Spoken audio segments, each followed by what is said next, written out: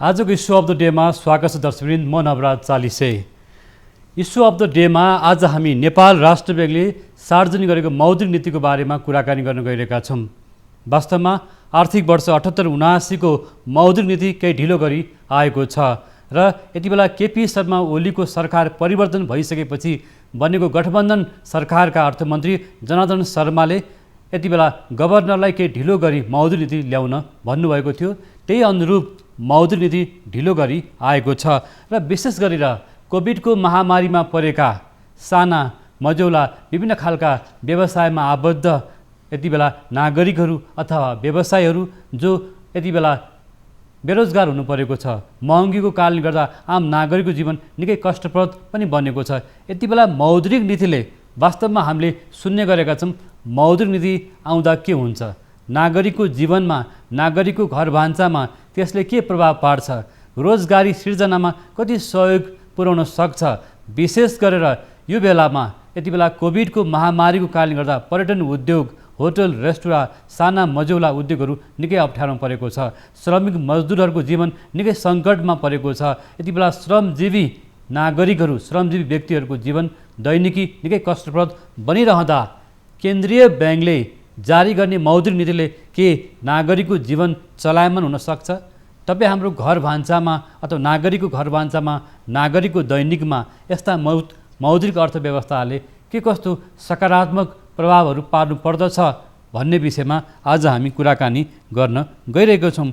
र अझै पनि महँगी नियन्त्रणमा आउन सकिरहेको छैन र आम नागरिकको घर भान्सामा प्रयोग हुने दैनिक खाद्य सामग्रीहरू, तेलजन्य वस्तु, खाद्यान्न लगायतका सामग्रीको मूल्य राष्ट्र ब्याङ्कले यति बेला जारी गरेको मौद्रिक अर्थव्यवस्थाभन्दा फरक छ। यति बेला महँगी बढेकै छ र महँगीलाई नियन्त्रण गर्नको लागि मौद्रिक उपकरणहरू कति प्रभावकारी बन्न सक्छन् भन्ने कुरा पनि आजको कार्यक्रममा हामी उठाउनेछौँ। आज हामीसँग ब्याङ्क वित्तीय संस्थामा परिचित रहनुभएका नेपाल राष्ट्र ब्याङ्कका पूर्व कार्यकारी निर्देशक नरबहादुर थापा अहिले हामीसँग स्टुडियोमा हुनुहुन्छ। यहाँलाई स्वागत छ। धन्यवाद, नमस्कार। यहाँ नेपाल राष्ट्र ब्याङ्कमा यति बेला ब्याङ्क वित्तीय संस्था लामो समय बिताउनु भयो नि? हजुर, होइन? र विशेष गरेर यहाँको विशेषज्ञता पनि मौद्रिक अर्थव्यवस्था, मौद्रिक नीतिमै छ। त्यस कारणले आज हामी आम नागरिकले बुझ्ने गरेर मौद्रिक नीति आउँदा नागरिकको जीवनमा अथवा श्रमिक मजदुरहरूको जीवनमा, त्यसै उद्योग व्यवसाय चलायमान बनाउनको लागि युवा उद्यमीहरूलाई यसमा ब्याङ्क वित्तीय संस्थाको ब्याज दरमा, होइन, वित्तीय अवस्थामा सुधार गर्न के कस्तो यो नीतिले यता भनौँ न प्राथमिकता दिनुपर्छ भन्ने लाग्छ यहाँलाई?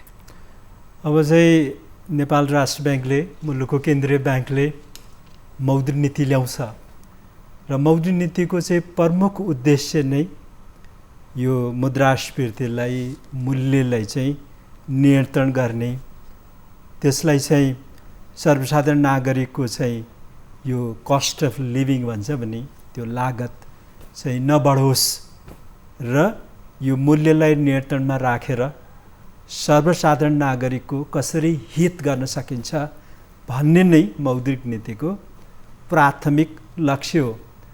र यदि मुलुकमा चाहिँ मूल्य स्थिरता छ, मूल्य बढेको अवस्था छैन, महँगी बढेको अवस्था छैन भने अब केन्द्रीय ब्याङ्कले मौद्रिक नीति मार्फत देशको विकास कसरी चाहिँ सुदृढ र विस्तार गर्न सकिन्छ, रोजगारीका अवसरहरू देशमा कसरी लगानी बढाउन सकिन्छ र वित्तीय क्षेत्रको चाहिँ विकास, स्थायित्व, मुलुकको बाह्य क्षेत्रको स्थायित्व आदि चाहिँ उद्देश्य राखेर मौद्रिक औजार चाहिँ प्रयोगमा ल्याउँछ र मौद्रिक नीतिलाई चाहिँ यसरी नै बुझ्नुपर्छ जस्तो मलाई लाग्छ। मौद्रिक औजारहरू कसरी प्रयोगमा आउँछन्? अब के छ भने मौद्रिक नीतिको अर्थात् केन्द्रीय ब्याङ्कको सर्वसाधारण नागरिकसँग प्रत्यक्ष सम्बन्ध हुँदैन, डाइरेक्ट सम्बन्ध हुँदैन। त्यसैले राष्ट्र ब्याङ्कले भनेको ब्याङ्क तथा वित्तीय संस्था मार्फत अर्थात् मौद्रिक नीतिको कार्यान्वयन ब्याङ्क तथा वित्तीय संस्था मार्फत गर्नुपर्ने हुन्छ। त्यसैले वित्तीय मध्यस्थताकर्मी, यो चाहिँ फाइनेन्सियल इन्टरमिडियरिज भन्छ नि ब्याङ्क तथा वित्तीय संस्था, उनीहरूको सहयोगमा मौद्रिक औजारको आर्थिक उद्देश्य प्राप्तिको लागि चाहिँ प्रयोग गरिन्छ। अब मौद्रिक औजारमध्ये भनौँ न पुनर्कर्जा सुविधा हैन, उद्योग व्यवसायमा चाहिँ ब्याज दरमा राहत दिने र चाहिँ कर्जा पाउन गाह्रो भइराखेको क्षेत्रवर्ग मानिसहरूलाई राष्ट्र ब्याङ्कले पुनर्कर्जाको माध्यम मार्फत सहुलियतपूर्ण कर्जा क्षेत्रहरू तोकेर चाहिँ राहत दिने, कर्जा उपलब्ध गराउने, लगानीयोग्य स्रोत साधन त्यतातिर डोर्याउने र आफ्ना उद्देश्यहरू चाहिँ पुरा गर्ने गर्छ। त्यसैले अब भनिन्छ नि, मौद्रिक नीतिले कहिलेकाहीँ सर्वसाधारणको हित गर्यो या ब्याङ्क तथा वित्तीय संस्थाको हित गर्यो भन्ने प्रश्न पनि आउँछ। यो प्रश्न किन आउँछ भन्दा राष्ट्र ब्याङ्कले यो चाहिँ सर्वसाधारणको हित गर्ने काम ब्याङ्क तथा वित्तीय संस्था मार्फत गर्ने भएको हुनाले कतै यो चाहिँ ब्याङ्कहरूको मात्र हित हुने काम गर्यो कि सर्वसाधारण नागरिकको हित हुने काम गर्यो भन्ने प्रश्न चाहिँ आउने गर्छ। र ब्याङ्क तथा वित्तीय संस्थाहरू सुदृढ, स्वस्थ, बलिया नभइकन राष्ट्र ब्याङ्कले लिएका उद्देश्यहरू, राष्ट्र ब्याङ्कले गर्न खोजेको कामहरू चाहिँ पुरा हुँदैन। त्यसैले कतिपय अवस्थामा नेपाल राष्ट्र ब्याङ्कले ब्याङ्क तथा वित्तीय संस्थाहरू सबल हुन्, सुदृढ हुन्, बलियो हुन्, स्वस्थ हुन् भन्नेतर्फ पनि ध्यान दिन्छ, मौद्रिक औजारहरू प्रयोग गर्छ र ती मार्फत चाहिँ सर्वसाधारण नागरिक, उद्योगी, व्यवसायी, व्यापारी, अब भनौँ न विद्यार्थी, किसान सबै कहाँ चाहिँ पुग्ने चाहिँ चेष्टा गर्दछ।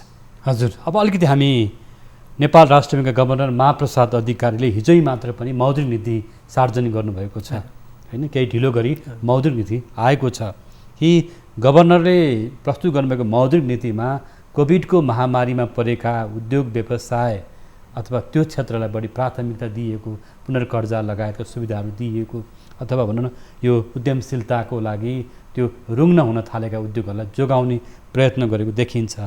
यहाँले सरसर्ती हेर्दा तपाईँ त मौद्रिक नीतिको एकजना विद्यार्थी पनि हुनुहुन्छ कि यसलाई अध्येता पनि हुनुहुन्छ होइन, र विशेष गरेर राष्ट्र ब्याङ्कमा पनि अनुसन्धान विभागमा लामो समय काम गर्नुभयो। त्यस कारणले पनि यहाँलाई मौद्रिक नीतिमा भएको व्यवस्थाहरू प्रत्येक त्यहाँको अक्षर अङ्क बुझ्नुहुन्छ। यो मौद्रिक नीतिले यसपालिको मौद्रिक नीति के कति कुरामा यसको प्राथमिकता ठिक छ अथवा ठिक छैन, अथवा लक्ष्यमा पुग्न सक्छ सक्दैन, र कार्यान्वयन हुन सक्छै सक्दैन भन्ने पनि आशंका निजी क्षेत्रले पनि त्यो क्षेत्रका सम्बद्ध विज्ञहरूले पनि गरेको अवस्था छ। भन्दै गर्दा कोभिडबाट प्रभावित भएको अहिलेको अवस्थामा यो मौद्रिक नीतिले कसरी आफ्ना औजारहरूले, यहाँले भन्नुभएको भनौँ न मौद्रिक औजारलाई प्रयोग गर्नु पर्ला अथवा के कस्ता कुराहरूमा कमी कमजोरी छन् भन्ने लाग्छ यहाँलाई? अब चाहिँ मौद्रिक नीतिलाई तपाईँले पढ्नु भएछ भने के लेखेको छ भने यो मौद्रिक नीति सन्तुलित हुनेछ, सन्तुलित मौद्रिक नीति चाहिँ ल्याइएको छ भन्ने वाक्यांश पढ्नुहुन्छ। र यसको उद्देश्य के हो भने अब अहिले कोभिडको महामारी, कोरोनाको चाहिँ महामारीले अर्थतन्त्र त आक्रान्त छ, उद्योगी व्यवसायीहरू चाहिँ आक्रान्त छन्, थिलो थिलो भएको छ अर्थतन्त्र। त्यसैले सबभन्दा पहिलो कदम हैन, मौद्रिक नीतिको चाहिँ पहिलो स्टेप नै यो कोरोनाको कारणले थिलो थिलो भएको अर्थतन्त्रलाई, उद्यमी व्यवसायीलाई कसरी राहत दिने हैन, र अर्थतन्त्रको चाहिँ पुनरुत्थान कसरी गर्ने भन्नेतर्फ नै केन्द्रित भएको अघिल्लो वर्षको मौद्रिक नीति र यो वर्षको मौद्रिक नीति त्यतातिर सोझिएको जस्तो मलाई लाग्छ। र अब राष्ट्र ब्याङ्कले यी कुराहरू कसरी गर्छ त भन्दा अब उद्यमी व्यवसायीले ब्याङ्क तथा वित्तीय संस्थाबाट कर्जा लिन्छन्। अब उद्योग व्यवसाय त चल्न सकिराखेको चाहिँ छैन र किस्ता हैन, आफ्नो आफूले सापटी लिएको धन यो कर्जा त किस्ताको रूपमा चाहिँ ब्याङ्कलाई फिर्ता गर्नुपर्ने हुन्छ, किस्ताबन्दी हुन्छ। यसरी किस्ता तिर्न नसक्ने अवस्थामा चाहिँ यस्ता कर्जाको पुनर्तालिकीकरण, पुनर्संरचना चाहिँ गर्नुपर्ने हुन्छ, भुक्तानी अवधि थप्नुपर्ने काम गर्नुपर्छ। र अघिल्लो आर्थिक वर्षको मौद्रिक नीतिले यो कुरा गर्यो र उद्योगी व्यवसायलाई ठुलो राहत दिने काम गर्यो। र यो वर्षको मौद्रिक नीतिमा पनि उद्योग व्यवसायीहरूलाई राहत दिने हिसाब किताबले यो चाहिँ कर्जाको भुक्तानी अवधि कतिपय अवस्थामा 6 महिना र कतिपय अति प्रभावित उद्योगी व्यवसाय, पर्यटन जस्ता, यातायात, शिक्षा आदि विभिन्न स्वास्थ्य क्षेत्रमा गएको कर्जाको चाहिँ अवधि 1 वर्षसम्म यो चाहिँ पुनर्तालिकीकरण गर्ने भुक्तानी अवधि थप्ने काम चाहिँ भएको छ। यसले उद्योगी व्यवसायी सर्वसाधारण ऋणीलाई ठुलो राहत दिने काम गरेको चाहिँ छ।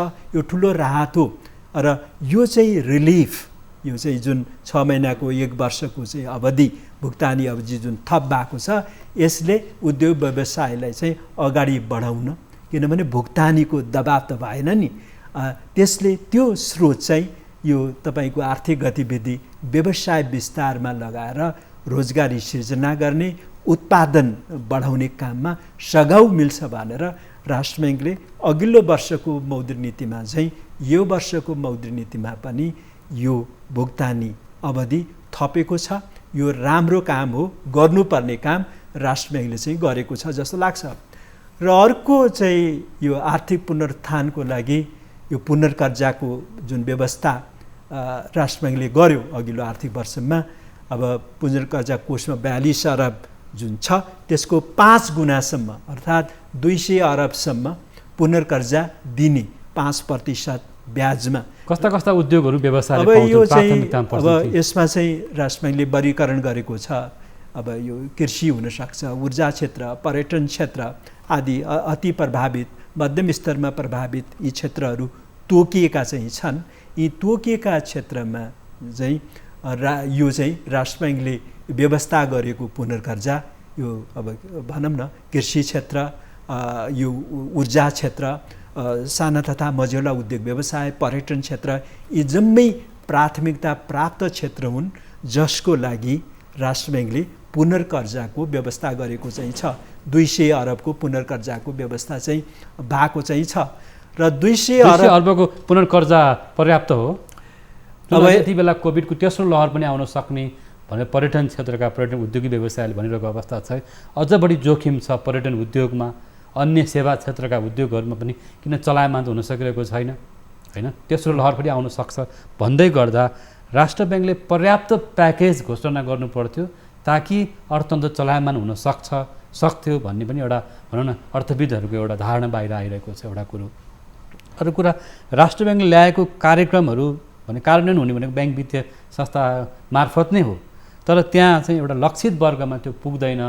पहुँचवालाले मात्रै, ठुला बडाले मात्रै त्यो सेवा पाउँछन्, जसको पहुँच छ, जसको पहुँच छैन होइन, त्यस्ता वर्गले पाउँदैन भन्ने गुनासो साना मझौला अथवा लघु उद्यमीहरूले गरिरहेको पाइन्छ। अब यो गुनासाहरू चाहिँ अब बजारमा तपाईँले पनि सुन्नुभएको छ, मैले पनि सुनेको हो, तर यो चाहिँ यो अघिल्लो वर्षको मौद्रिक नीतिमा स्पष्ट चाहिँ व्यवस्था चाहिँ गरेको छ। कसले पाउने कसले नपाउने भन्ने कुराहरू त्यो ब्याङ्कै माथि राष्ट्र ब्याङ्क चाहिँ निर्भर भएको छैन। क्राइटेरिया चाहिँ विकास गरेर ती क्षेत्रमा दिनुपर्ने व्यवस्था गर्यो र पहिलो पटक भन्नुपर्छ 148 अरब पुनर्कर्जा गयो यो अघिल्लो आर्थिक वर्ष, अस्ति असार मसान्तसम्मको आर्थिक वर्षमा। राष्ट्र ब्याङ्कले 200 अरबको व्यवस्था गरेको थियो, तर 148 अरब विभिन्न प्रक्रिया अवलम्बन गरेर ब्याङ्कलाई आह्वान गरेर होइन, त्यो चाहिँ एप्लिकेसन्स, दरखास्त, आवेदन आदि कुराहरू गरेर 2-3 पटक आह्वान गरेर 148 अरब मात्र जान सक्यो। राष्ट्र ब्याङ्क 200 अरब दिन तयार थियो, तर गयो 148 अरब गयो र बाँकी रहेको 52 अरब जुन छ यो चालु आर्थिक वर्षमा राष्ट्र ब्याङ्कले त्यसलाई निरन्तरता दिने 200 अरबको पुनर्कर्जा सुविधालाई यथावत राखेर अब 1 वर्षको लागि दिने हो। अब सक्षम हुनेले तिर्छन् त्यो कर्जा, लिएको पुनर्कर्जा, अनि त्यो पुनः अर्थतन्त्रमा नपाएकाहरूले चाहिँ पाउने हुन्छ। र यदि अब धेरै आवश्यकता हुन्थ्यो त भने 200 अरब नै जान्थ्यो।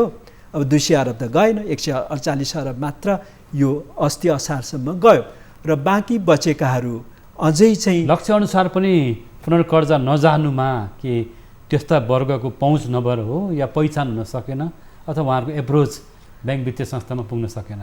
न अब के छ भने क्राइटेरिया छ, 15 लाखका कुराहरू छन्, 5 करोडका कुराहरू छन्, 20 करोडका कुराहरू छन्, कसले 15 लाखसम्म पाउने, कसले 5 करोडसम्म पाउने, कसले 20 करोडसम्म पाउने, होटल व्यवसाय आदि विभिन्न क्राइटेरिया डेभलप गरेको छ, आह्वान गरेको छ। वित्तीय साक्षरताका कामहरू पनि जस्तो अहिले चाहिँ छन्। होटल, रेस्टुरेन्ट, यातायात क्षेत्रहरू होइन, जहाँ चाहिँ यातायात सेवा ठप्प भएको छ, बस, ट्याक्सी लगायतका सेवाहरू पनि ठप्प भएको छ, सार्वजनिक यातायात पनि ठप्प भएको अवस्था छ। यी सबै साना मझौला उद्योग भनौँ न, यी सेवा उद्योगहरू, शैक्षिक प्रतिष्ठानहरू बन्द भएको लामो समय छ। भन्दै गर्दा यी सबै सेवा क्षेत्र अथवा साना मझौला रुग्ण व्यवसायहरू, यहाँले भन्नुभएको ऊर्जा जलस्रोतका चाहिँ कोभिडको मार्न परेका निर्माण आयोजनाहरू पनि यति बेला प्रभावित छन् नि। ती सबै उद्योगलाई चलायमान बनाउन चाहिँ के गर्नुपर्छ, चाहिँ के गरिदियो भने सहयोग हुन्छ अथवा चलायमान हुनसक्छ भन्ने लाग्छ? अब एउटा चाहिँ कर्जै नै हो होइन, वित्तीय स्रोतको चाहिँ उपलब्धता हो, र अर्को चाहिँ के त भन्दाखेरि पुरानो जुन कर्जा छ त्यसको पुनर्तालिकीकरण, तत्कालै भुक्तानी गर्न नपर्ने अवस्थाको चाहिँ सिर्जना गर्ने नै हो। त्यसैले अर्थतन्त्रलाई आवश्यक पर्ने तरलता भन्नुहोस् या वित्तीय स्रोत, वित्तीय साधन केन्द्रीय ब्याङ्कले तर्जुमा गर्ने र कार्यान्वयन गर्ने मौद्रिक नीतिले आवश्यकता अनुसार उपलब्ध गराउने वातावरण सिर्जना गर्छ गर्दैन भन्ने महत्त्वपूर्ण चाहिँ कुरा चाहिँ हो। र यो मौद्रिक नीतिको कार्यान्वयन गर्नको लागि तपाईको यो उद्यमी व्यवसाय ब्याङ्क तथा वित्तीय संस्था र नेपाल राष्ट्र ब्याङ्क बीचको अन्तर्क्रिया, इन्टरेक्सन, यो चाहिँ सम्बन्धको आधारमा यो चाहिँ यसको मार्ग प्रशस्त हुने हो। त्यसैले उद्योग व्यवसायीहरू पनि सक्रिय हुनु पर्यो। ब्याङ्क तथा वित्तीय संस्थाहरूले पनि राष्ट्र ब्याङ्कले चालेका कदमको लागि, कार्यान्वयनको लागि सहयोग उपलब्ध गर्नु पर्यो, सहयोगी हुनु पर्यो, र राष्ट्र ब्याङ्कले पनि प्रोएक्टिभ ढङ्गले काम गर्नुपर्ने हुन्छ, गरिराखेको पनि छ। र यी तिनै यो फ्याक्टर्सको चाहिँ इन्टरेक्सनको क्रममा यो सर्वसाधारण नागरिक उद्योग व्यवसायमा राष्ट्र ब्याङ्क पुग्ने हो। मौद्रिक नीतिको चाहिँ त्यहाँ चाहिँ प्रभावकारिता निर्भर रहने हो। अब यसै अनुसार चाहिँ अरू देशमा पनि भइराखेको हुन्छ, नेपालमा पनि भइराखेको छ जस्तो लाग्छ मलाई।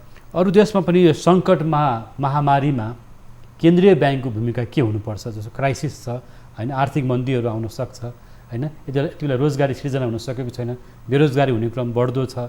भन्दै गर्दा अहिले पनि हामी हेर्न सक्छौँ आयात बेसरी बढेको छ, निर्यात बढ्न सकेको छैन, व्यापार घाटा एकदम चुलिएर गएको छ होइन, बढी छ व्यापार घाटा।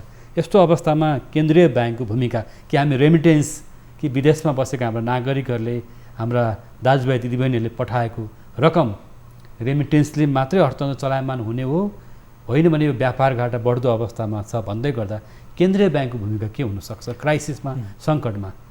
अब केन्द्रीय ब्याङ्कको चाहिँ भूमिका अब एउटा सहयोगी, कुनै सन्दर्भमा सहयोगी, कुनै सन्दर्भमा प्रमुख भूमिका पनि रहने चाहिँ गर्छ।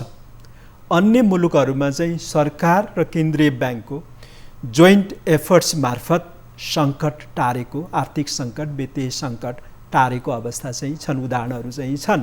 र अन्य मुलुकमा भनौँ न बजेटरी प्रावधान मार्फत, बजेट मार्फत अर्थतन्त्रलाई चाहिँ गति दिने, अर्थतन्त्रलाई चाहिँ प्रोत्साहित गर्ने, प्रोत्साहन गर्ने कामहरू ठुलो स्केलमा यो कोरोना कालमा चाहिँ देखियो।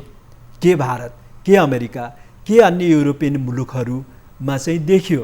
र नेपालको सन्दर्भमा कुरा गर्नुहुन्छ भने विगत 1.5 वर्षको यता अब राष्ट्र ब्याङ्क बढी सक्रिय भएको, प्रोएक्टिभ भएको, बढी राहत दिएको, बढी छुट दिएका कुराहरू चाहिँ सरकारभन्दा, बजेटभन्दा मौद्रिक नीति बढी प्रभावकारी भएको देखिन्छ। विगत 1.5 वर्षको अनुभवलाई आधार मान्ने हो भने जुन कुरा उद्यमी व्यवसायीहरूले चाहिँ स्वागत गरेको, उनीहरूले चाहिँ बोध गरेको कुरा पनि हो।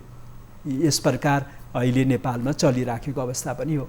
तर यति हुँदा उद्योगिक व्यवसायहरूले स्वागत गर्दै गर्दा पनि तर अर्थतन्त्र खासै चलायमान हुन नसकेको, ट्रेडिङ मौलाको होला, र औद्योगिक क्षेत्र, उद्योग धन्दामा कर्जा विस्तार हुन सकेको देखिँदैन। ब्याङ्क वित्तीय संस्थाहरूको हामीले डाटालाई हेर्ने हो भने नि उद्योगमा कर्जा गएको चाहिँ छैन, खास देखिँदैन। ट्रेडिङमा होइन, अनुत्पादक क्षेत्र भन्छौँ नि हामी, जुन आयातित सामग्रीको व्यापारमा चाहिँ कर्जा विस्तार भएको देखिन्छ, शेयर बजारमा चाहिँ कर्जा विस्तार भएको देखिन्छ भनेपछि आम नागरिकको जीवन परिवर्तन हुने, किसान मजदुरको जीवन परिवर्तन हुने क्षेत्रमा चाहिँ कर्जा जान सक्दैन। प्रयासहरू चाहिँ भइरहेका चाहिँ छन्। उत्पादनशील क्षेत्रमा ब्याङ्क तथा वित्तीय संस्थाको चाहिँ बढीभन्दा बढी स्रोत, बढीभन्दा बढी कर्जा जाओस् भन्ने नीतिगत प्रयास चाहिँ भएका छन्। उदाहरणको लागि अब नेपाल राष्ट्र ब्याङ्कले अघिल्लो वर्षको मौद्रिक नीतिमा कृषि क्षेत्रमा कुल कर्जाको 15%, ऊर्जा क्षेत्रमा ऊर्जा जलविद्युत परियोजना आदि क्षेत्रमा कुल कर्जाको 10%, साना तथा मझौला उद्योग पर्यटन लगायतका क्षेत्रमा कुल कर्जाको 15 गरेर 40% कुल कर्जाको ब्याङ्क तथा वित्तीय संस्थाको कुल कर्जाको 40% कृषि, ऊर्जा, साना तथा मझौला लगायत पर्यटन क्षेत्रमा जाओस् भन्ने निर्देशन दिएको चाहिँ छ। तदनुरूप काम व्यवहारमा त्यस्तो देखिँदैन, गइराखेको छ। अब यसै समय 2-3 वर्षको समय पनि छ। अलिकति ट्रेडिङमा अलिकति लगानी बढी गएको, जहाँ छिटो मुनाफा आउने भएको हुनाले त्यो देखिन्छ। जस्तो हामी गाडीको आयात वात्त बढेको देखिन्छ होइन। यो कोभिडको बेलामा पनि ट्रेडिङ चाहिँ एकदम मजाले फस्टाएको देखिएको छ। यसको 2टा कारण छ। एउटा कारण के त भन्दा किसानले दुध फ्याँकेको अवस्था छ। सर, एउटा कुरा म भन्न चाहेँ, हाम्रा किसान दाजुभाइ दिदीबहिनीहरूले कृषि उत्पादन सडकमा फ्याँक्नु पर्यो, दुध लगायत दुग्धजन्य पदार्थ, अन्डा, माछा, मासु होइन।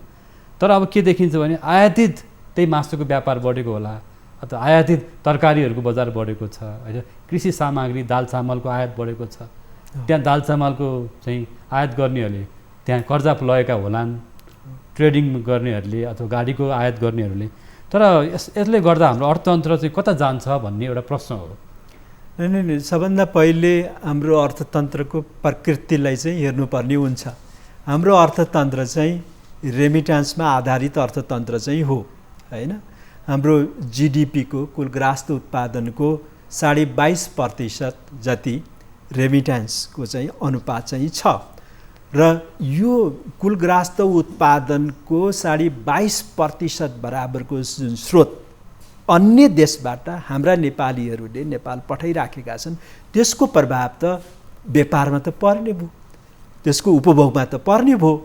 काम गर्छन् विदेशमा अनि यहाँ चाहिँ घर परिवारले पठाएको त्यो रेमिट्यान्स विप्रेषणमा चाहिँ उपभोग गरिराखेको अवस्था चाहिँ छ।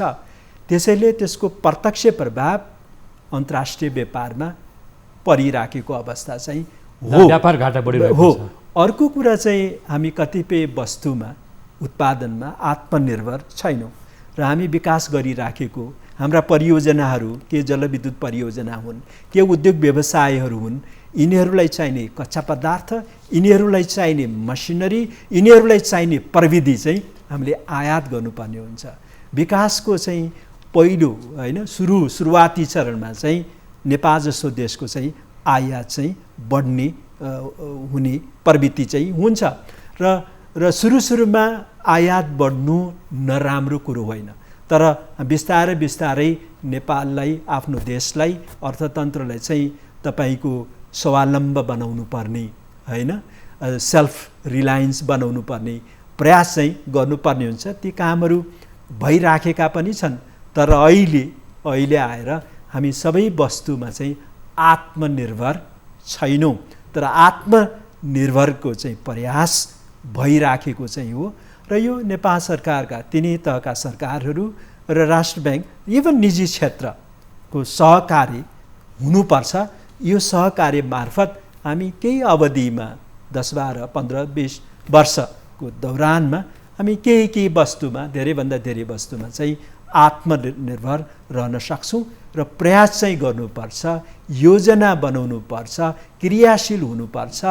तर गफै गरेर मात्र हामी आत्मनिर्भर हुन सक्दैनौँ जस्तो लाग्छ। सर, म यहाँसँग आउँछु।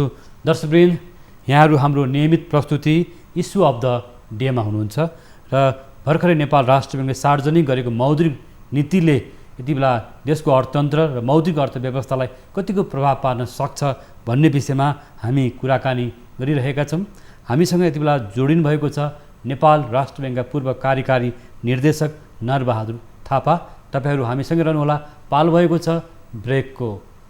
लाइफबोय हात धुने समयका साथमा लाइफबोय।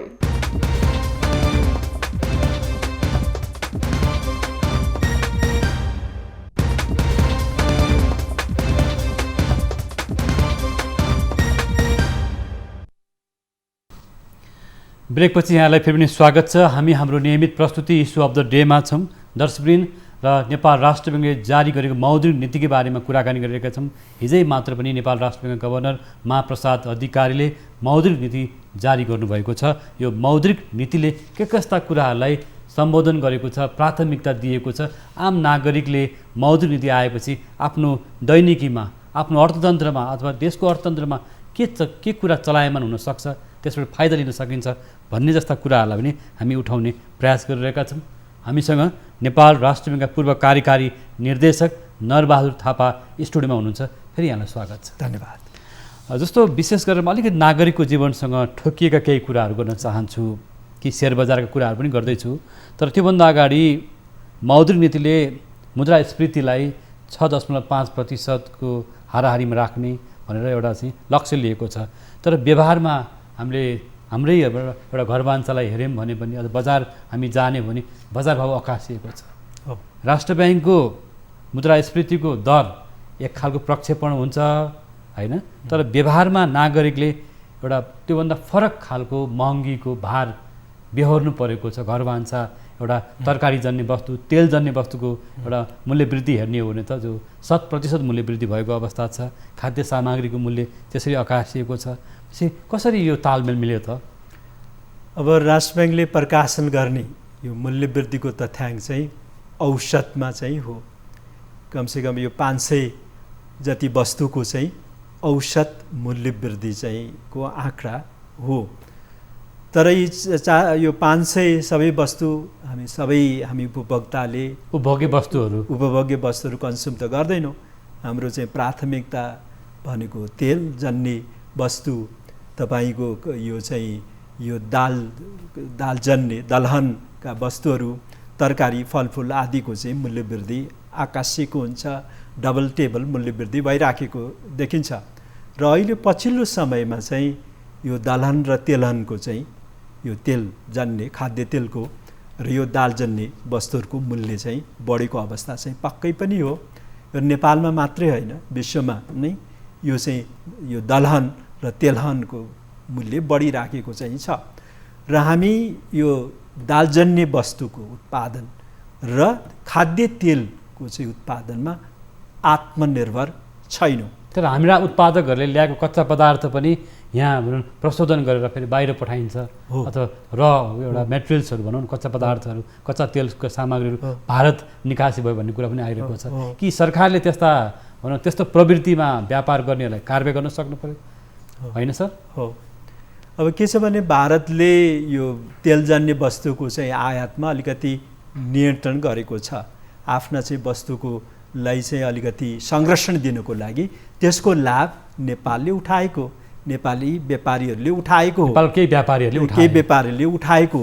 त्यसैले तपाईँको ब्राजिल, अर्जेन्टिना, युक्रेन जस्ता मुलुकबाट यो खाद्य तेल, यो पाम आयल होस्, भटमासको तेल होस्, आयात गर्छ नेपालले। अर्जेन्टिना, ब्राजिल, युक्रेन जस्ता देशहरूबाट आयात गर्छ र अलिकति प्रोसेसिङ गर्छ।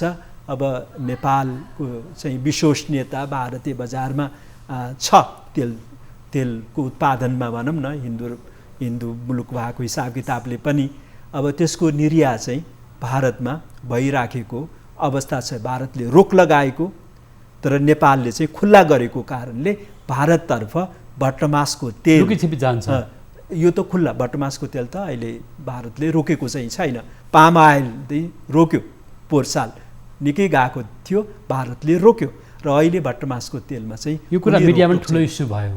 एउटा कुरा सर, अर्को एउटा कुरा अब सेयर बजारमा अहिले बढी तातो बहस छ कि हिजै मात्र पनि मिडियामा धेरै कुरा आयो कि मौद्रिक नीति सार्वजनिक नहुँदै पब्लिक भयो, लिक भयो, हल्ला बाहिर आइसक्यो होइन, सेयर बजारका लगानीकर्ता सलबल आयो भन्ने पनि कुराहरू आयो कि यो 12 करोड र 4 करोडभन्दा बढी कर्जा नदिने एउटा सीमा पनि तोक्यो।